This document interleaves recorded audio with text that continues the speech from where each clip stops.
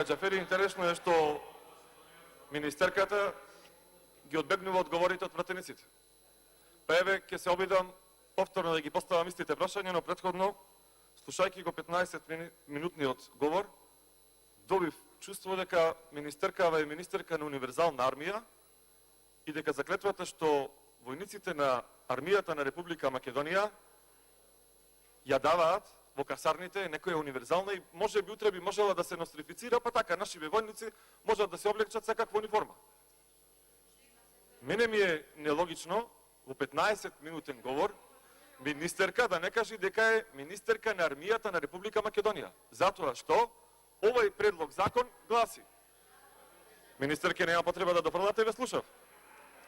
Предлог закон за изменување и дополнување на законот за служба во армијата на Република Македонија по скратена постапка, поднесен во октомври 2019 година, а представници кои што ги назначила владата е магистер Радмила Шекеринска Јовановска, заменик претседател на владата на Република Македонија.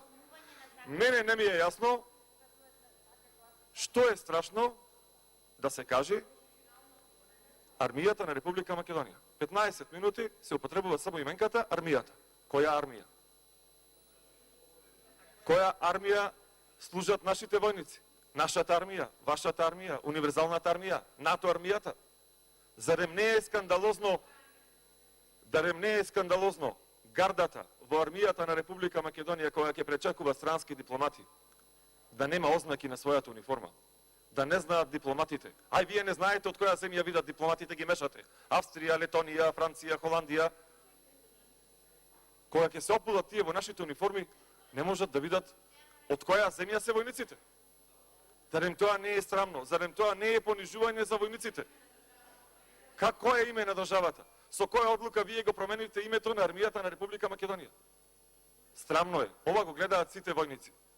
Тие не сакат да бидат војници на нашата армија, тие се уште се војници на армијата на Република Македонија.